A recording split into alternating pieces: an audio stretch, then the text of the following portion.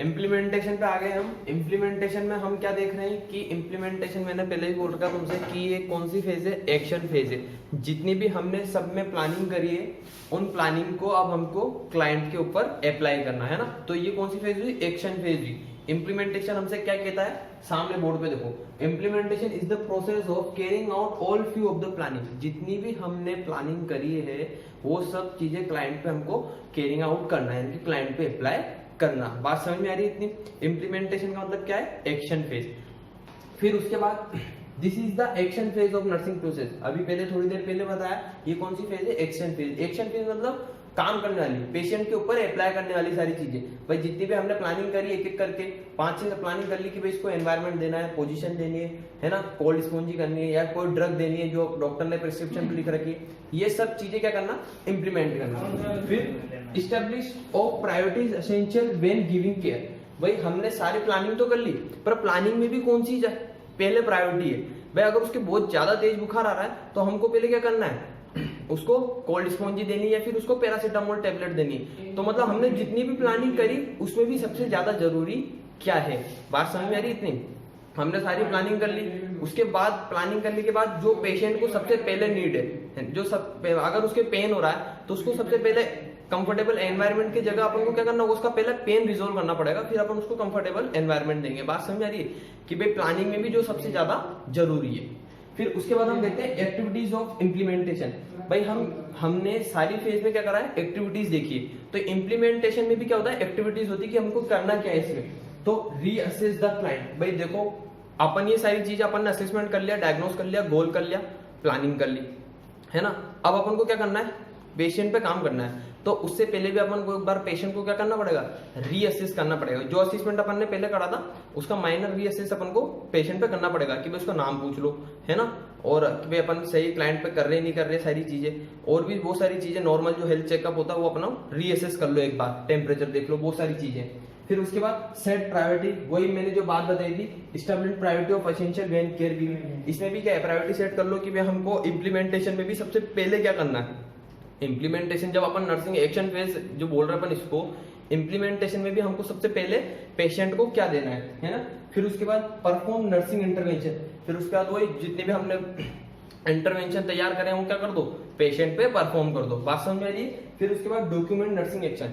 भाई हमने जितना भी नर्सिंग एक्शन कर लिया है सब, भाई हमने उसको कंफर्टेबल एनवायरनमेंट दे दिया, म्यूजिक थेरेपी दे दी, और भी जितनी भी चीजें अपन ने सब जितना भी एक्शन करा है हमको क्या कर लो, डॉक्यूमेंट कर लो, ताकि अपन को पता रहे कि अपन ने इसको क्या क्या दे रखा है। ऐसा ना हो कि तुम पैरासीटामोल दो फिर तुमको डॉक्यूमेंट ना कर पाओ और फिर तुम दोबारा उसको दे दो तो वो क्या होगा, हार्मफुल होगा बॉडी के लिए। तो बात समझ आ रही है। कोई भी चीज करने से पहले या फिर करने के बाद उसका डॉक्यूमेंटेशन जरूरी होता है, यानी कि लिख लो, ताकि आने वाला अगर कोई तुम्हारा ड्यूटी चेंज होगी तो उसको भी पता रहे कि इसके ऊपर ये चीजें हो चुकी है टाइम के साथ। बात समझ में आ रही है इतनी। इम्प्लीमेंटेशन फिर ये बात होती है, ठीक है। इसके बाद हम देखेंगे इवोल्यूशन। तो नर्सिंग प्रोसेस में हम आ चुके हैं इवोल्यूशन तक। इवोल्यूशन में भी पहले भी बोला गया कि इवोल्यूशन में हमको क्या करना है, मेजरमेंट करना है कि हमने जो जो प्लानिंग करी थी, हमने जो जो पेशेंट पे इम्प्लीमेंट करा था, हमने जितनी भी नर्सिंग केयर दी या फिर हमने जितनी भी प्लानिंग बनाई थी कि भाई हमने ये सब चीजें बना ली, उनकी इफेक्टिवनेस देखना है ना। इवोल्यूशन भी क्या कहता है हमसे, लास्ट में हम क्या करते हैं, इवोल्यूशन करते हैं। भाई सबसे पहले हमने देखा था नर्सिंग प्रोसेस में कि हम सबसे पहले असेसमेंट करते हैं। असेसमेंट में भी क्या करते हैं हम, सब्जेक्टिव डाटा जो पेशेंट हमको बताता है सिम्टम, और ऑब्जेक्टिव डाटा जो हम उसमें ऑब्जर्व करते हैं। बात समझ में आ रही है। वो क्या होगा, साइन। हम उसमें क्या देखते हैं, साइन, वो हमें क्या बताता है, सिम्टम, है ना। तो सब्जेक्टिव और ऑब्जेक्टिव डाटा किसमें करा हमने, असेसमेंट में करा। फिर हमने सारा डाटा कलेक्ट करने के बाद डायग्नोसिस करा, है ना, एक डायग्नोसिस स्टेटमेंट तैयार करा कि भाई इसकी ये प्रॉब्लम है, इससे रिलेटेड ये प्रॉब्लम इसके चल रही है। फिर हमने गोल फिक्स कर लिया कि इसकी जो डायग्नोसिस हमने करा है इसको, ये हमारा गोल है कि इसको रिजोल्व करना है ना। फिर उसके बाद हमने प्लानिंग करी कि भाई कैसे करना है, क्या क्या हमको इसमें स्टेप्स लेनी है ना, कि भाई हमने 4-5 अपने को कर लिया कि भाई हाँ इसमें अपन को ये प्लानिंग है, इसके सब आ गया, उसमें पोजीशन आ गई, एनवायरनमेंट आ गया, है ना, उसकी ड्रग्स आ गई या फिर और कोई थेरेपी वो आ गई, सब प्लानिंग में कर लिया। फिर इम्प्लीमेंटेशन हमने उसको एक्शन में ले लिया कि भाई हमने ये सारी चीजें पेशेंट पे कर दी है। फिर उसके बाद हम फाइनली आते हैं इवोल्यूशन पे। इवोल्यूशन क्या कहता है हमसे कि evolution is the measurement of the outcome. Outcome मतलब क्या, गोल। भाई हम जो गोल हमारा जो रहता है उसका मेजरमेंट करना कि भाई हमने हमारा गोल अचीव करा के नहीं करा, है ना।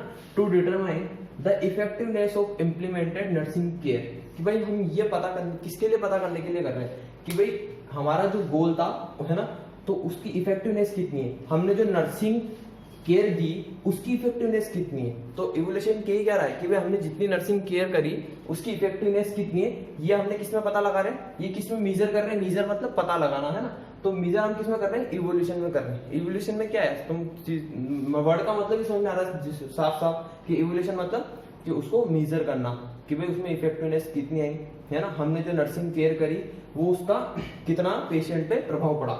इसमें एक्टिविटीज क्या क्या होती है भाई, इसमें हम क्या क्या करते हैं, रिव्यू ऑफ क्लाइंट गोल, कि भाई हमने जो गोल सेट करा था उसका रिव्यू करना कि भाई वो अटेन हुआ कि नहीं हुआ, है ना। कलेक्शन ऑफ डाटा, भाई हमने जो पहले असेसमेंट में भाई पहला हमने बनाया था डायग्नोसिस कि भाई इसका फीवर बढ़ रहा है ना, तो हम क्या करेंगे कलेक्शन ऑफ डाटा में कि इसका दोबारा टेम्परेचर लेंगे कि कम हुआ कि नहीं हुआ। ये सारी चीजें क्या होगा, भाई हमने क्या क्या प्लानिंग करी थी, ये सब चीजें क्या होगा, उनका डाटा दोबारा कलेक्ट करना।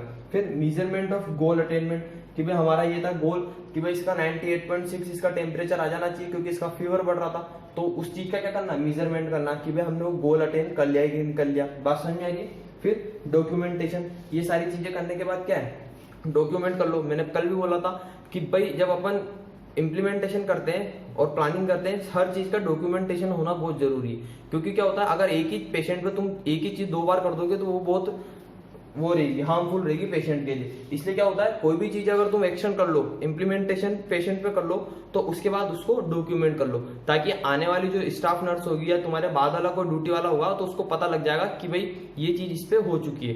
तो डॉक्यूमेंटेशन भी बहुत जरूरी होता है ना। फिर उसके बाद revision and modification of nursing plan of care, कि भाई जो हमने नर्सिंग प्लान बनाया था, अभी इसके बाद इवोल्यूशन के बाद हम एक नर्सिंग प्लान देखेंगे, उसको तुम्हें बताऊंगा कि एक नर्सिंग प्लान कैसे बनता है, उसमें हमने क्या क्या कर रखा है, वही जिसमें असेसमेंट, डायग्नोसिस, गोल, ये सारी चीजें मैंने तुम्हें नोट्स में फोटो भेज रखे हैं, उसमें एक एक बार तुम उसको रिव्यू करना। और शुरू से जो अभी क्लास आई है पूरी यहाँ से यहाँ तक अपन असेसमेंट से जो अभी तक पढ़कर आए उन चीज को एक बार पढ़ना। कोई दिक्कत आए तो मैसेज या कॉल कर लेना। तो रिवीजन मॉडिफिकेशन ऑफ नर्सिंग और प्लान के, कि भाई हमने फीवर कम करने के लिए प्लानिंग कर ली सारी, भाई हमने फीवर कम करने के लिए सारी प्लानिंग कर ली, उसका इम्प्लीमेंटेशन कर लिया। अगर उसमें कोई अगर मॉडिफिकेशन करना है, कोई डॉक्टर आके कह देता है कि इसमें ये ड्रग ऐड कर लो, या फिर कोई डॉक्टर कह देता है कि इसको भाई ये वाली पोजीशन से अपन ये वाली कर, तो उसका क्या करना, उसका रिवीजन करना या फिर मॉडिफिकेशन करना, उसमें ऐड कर लेना कोई चीजें। तो बात समझ में आई। इवोल्यूशन का सीधा सीधा ही मतलब क्या है कि भाई मेजरमेंट करना है, किसका मेजरमेंट करना है, जो हमने नर्सिंग केयर करी उसकी इफेक्टिवनेस देखने के लिए, है ना। बात समझ में, जो हम नर्सिंग केयर कर रहे हैं उसकी इफेक्टिवनेस देखने के लिए हम उसका क्या कर रहे हैं, इवोल्यूशन कर रहे हैं। फिर रिव्यू में हमने देख ही लिया कि रिव्यू ऑफ क्लाइंट गोल, कि भाई हमने जो क्लाइंट का गोल बनाया था कि भाई इसके ये चीज कम हो जानी चाहिए, उस चीज का रिव्यू करना। भाई जो चीज हमने पहले से सेट कर ली कि हमको ये चीज कम करनी है, तो वो चीज हम उस पर जब एक्शन कर लेंगे तो उसके बाद भी देखेंगे ना कि भाई वो चीज हमने जो देखना चाह रहे थे वो कम हुई कि नहीं हुई।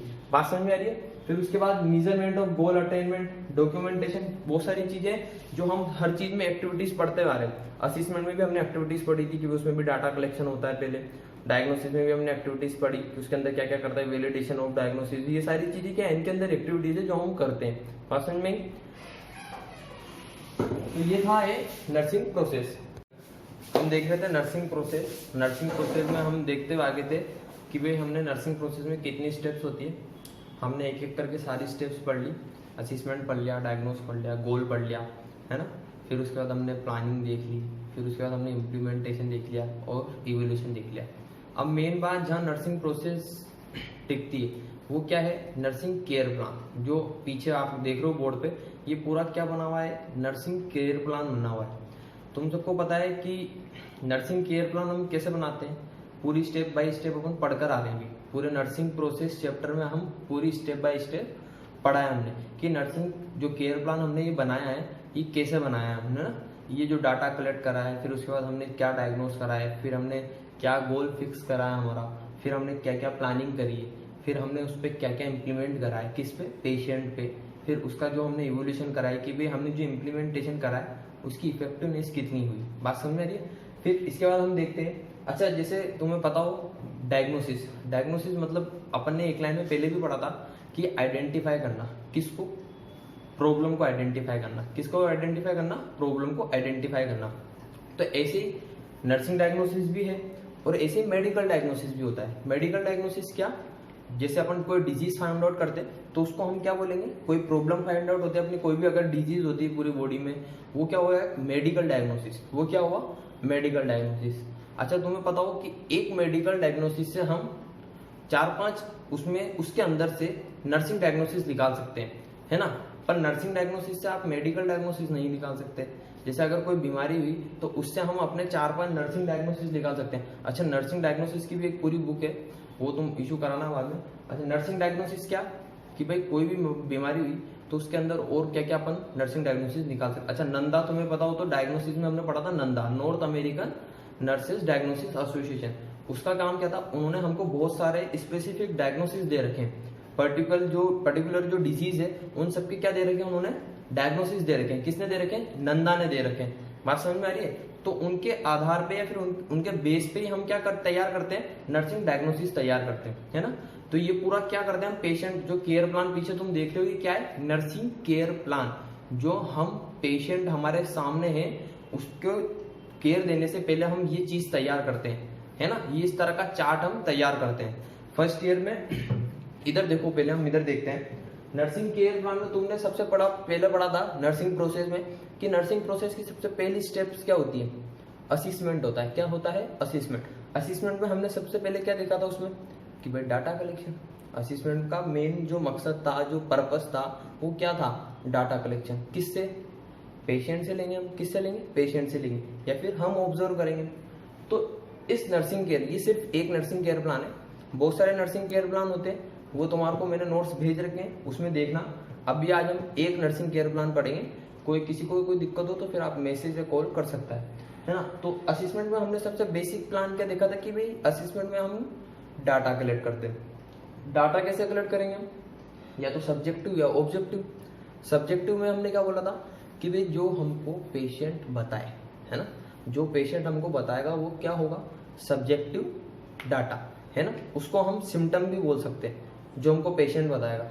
पेशेंट ने हमसे क्या बोला, इधर देखो असेसमेंट में पेशेंट ने हमसे बोला, पेशेंट कंप्लेन दैट वीकनेस। अगर किसी को बोर्ड पे लैंग्वेज समझ में नहीं आ रही हो तो तुम्हारे पास मोबाइल में मैंने तुम्हारा नोट्स भेज रखे हैं, सेम एज इट इज, उसको खोल के फिर देख भी सकते हो, है ना, कि भाई क्या लिखा हुआ है, किसी को लैंग्वेज समझ में नहीं आ रही हो तो patient complain that weakness, headache, thrust, injury, drawing lips, increase body temperature. भाई पेशेंट ने हमसे क्या बोला कि भाई मेरे को कमजोरी सी फील हो रही। पेशेंट बोलेगा ना तुमको कि भाई मेरे को बहुत कमजोरी हो रही है ना, सर भी दुख रहा है, थ्रस्ट, भाई प्यास भी बहुत लग रही है, बार बार मुंह भी सूख रहा है मेरा, है ना, ड्राइंग लिप्स की होठ, उसके जो होठ है वो भी क्या हो रहा है, बार बार सूख रहे हैं। फिर उसके बाद अच्छा उसकी इंजरी भी हुई है, या तो कहीं एक्सीडेंट हो गया होगा या गिर गया होगा। फिर इंक्रीज बॉडी टेम्परेचर, वो कह रहा है कि भाई मेरे को गरम गरम सा भी लग रहा है, मेरा शरीर क्या हो रहा है, मुझे गरम गरम सा भी लग रहा है। होता ना, अगर अपन गरम होते तो अपन को फील हो जाता है कि यार आज मैं गरम लग रहा हूँ थोड़ा, है ना। तो अपन से किसने बोला, ये सब्जेक्टिव डाटा ने, पेशेंट ने बोला अपन सबसे। पेशेंट जैसे हॉस्पिटल सेटिंग में एंटर हुआ, अपने पास आया, अपने पास आके उसने ये सारी कंप्लेन रख दी। अब इन सारी कंप्लेन से अपन क्या करेंगे, ऑब्जर्व करेंगे, ऑब्जेक्टिव डाटा लेंगे।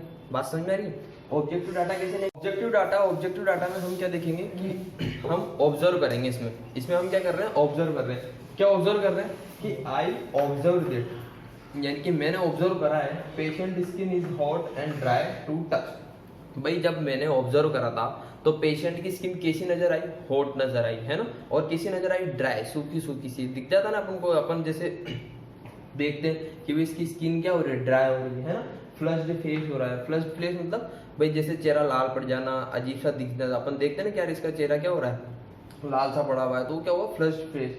फिर इंक्रीज रेस्पिरेटरी रेट, भाई नॉर्मल एडल्ट की तो क्या होती है 12 से 16 होती है, इसमें क्या होगा, जब उसने मुझसे बोला कि भाई मेरा भाई टेम्परेचर भी बढ़ा हुआ है ना, उसको हेडेक भी हो रहा है, थ्रस्ट भी लग रही है, प्यास भी लग रही है, तो उसकी क्या हो रहा है, रेस्पिरेटरी रेट बढ़ रही है ना। 12 से 16 नॉर्मल होती है तो उससे क्या 16 से ज्यादा हो रही होगी। फिर इंक्रीज टेम्परेचर अबव नॉर्मल, हमने ये भी ऑब्जर्व करा थर्मामीटर से, क्या ऑब्जर्व करा कि उसका टेम्परेचर नॉर्मल से ज्यादा आ रहा है। तो ये सब हमने क्या करा, ऑब्जेक्टिव डाटा में लिया। फिर इसके बाद ये सारा हमारे को डाटा कलेक्ट करने के बाद हम क्या तैयार करेंगे, हमारा नर्सिंग डायग्नोसिस। तो नर्सिंग डायग्नोसिस का तुम्हें पता था कि एक स्टेटमेंट तैयार करना होता है कि भी किसके कारण क्या हो रहा है। तो हमने नर्सिंग डायग्नोसिस क्या तैयार करा, altered body temperature due to inflammation and injury. भाई पेशेंट ने हमसे बोला था कि मेरी इंजुरी भी हुई थी, है ना, तो हमने क्या तैयार करा कि भाई इन्फ्लेमेशन और इंजुरी के कारण उसका बॉडी टेम्परेचर जो क्या है वो अल्टर्ड हो चुका है ना, इंक्रीज हो चुका है बॉडी टेम्परेचर। ये हमने ऑब्जर्व भी करा था। बात समझ में आ रही तुमको। इन्फ्लामेशन क्या बोलेंगे, इन्फ्लामेशन तुम्हें पता हो तो भाई जैसे अपना कहीं एक्सीडेंट हो जाता है, कहीं लग जाती है, तो वहाँ क्या होता है, रेडनेस हो जाती है, स्वेलिंग भी आ जाती है ना, पेन भी होने लगता है। ये सब चीजें क्या है, इन्फ्लामेशन के साइन है। इन सबको अपन क्या कहते हैं, इन्फ्लामेशन होना, है ना। बात समझ में आ रही है। अभी सिर्फ इतना सा जान लो, इन्फ्लामेशन मतलब रेडनेस हो जाना, स्वेलिंग आ जाना, पेन आ जाना, तो ये चीजें क्या है, इन्फ्लामेशन। और इंजरी या तो उसके कहीं एक्सीडेंट हुआ तो उसके कारण उसको क्या हो रहा है, बॉडी टेम्परेचर बढ़ रहा है ना। तो ये सब चीजें देख के हमारा फाइनली जो नर्सिंग डायग्नोसिस तैयार क्या हुआ कि भाई altered body temperature due to inflammation and injury. अब इन सबको देखते हुए हम क्या करेंगे, हमारा गोल फिक्स करेंगे कि भाई पहले तो इसका टेम्परेचर बढ़ा हुआ है तो हमको इसका टेम्परेचर कम करना है। तो हमारा गोल भी क्या होगा, to reduce body temperature due to inflammation and injury. तो हमारा मेन गोल क्या हुआ कि भाई हमको जो टेम्परेचर बढ़ा हुआ है उसको क्या करना है, उसको रिड्यूस करना है ना। जो नॉर्मल से ज्यादा है उसको हमको नॉर्मल पे लाना है। बात समझ में आ रही है। तो हमारा गोल भी क्या हुआ, उसी हिसाब से हुआ। भाई हमने नर्सिंग प्रोसेस की अभी तक 3 स्टेप्स पूरी कर ली। असेसमेंट कर लिया हमने, पेशेंट ने हमको डाटा दे दिया, हमने उससे ऑब्जर्व कर लिया डाटा, हमने डायग्नोस्टिक स्टेटमेंट तैयार कर लिया कि भाई उसका टेम्परेचर जो है बढ़ा हुआ है किसके कारण, इन्फ्लेमेशन या फिर इंजरी के कारण। ये सब देखने के बाद हमने हमारा गोल भी फिक्स कर लिया। क्या कर लिया कि भाई इसका टेम्परेचर हमें नॉर्मल पे लेके आना है, रिड्यूस करना है इसका क्या, टेम्परेचर। अब इसके बाद ये सब चीज जानने के बाद हम क्या करेंगे, प्लानिंग करेंगे कि भाई हमको इसका टेम्परेचर कम कैसे करना है। तो हमको इसका टेम्परेचर कम कैसे करना है, पहली बात तो पेशेंट को एक कंफर्टेबल पोजीशन दो। क्या दो, कंफर्टेबल पोजीशन दो। भाई उसका तो बेड दो, है ना। तो provide follower position. Follower position क्या होती है ना, जो हमारा जो फ्लैंक एरिया होता है, यहाँ से हमारा जो पूरा अपर बॉडी पार्ट है वो क्या होता है, हल्का सा स्लाइटली उठा हुआ होता है। तो उसको कौन सी, तुम सर्च करना फाउलर पोजीशन। अभी तुम्हारे पूरे फंडामेंटल में सारी पोजीशंस आएगी, तो उनमें देखना अलग अलग नाम के अलग अलग पोजीशंस होती है सारी, है ना।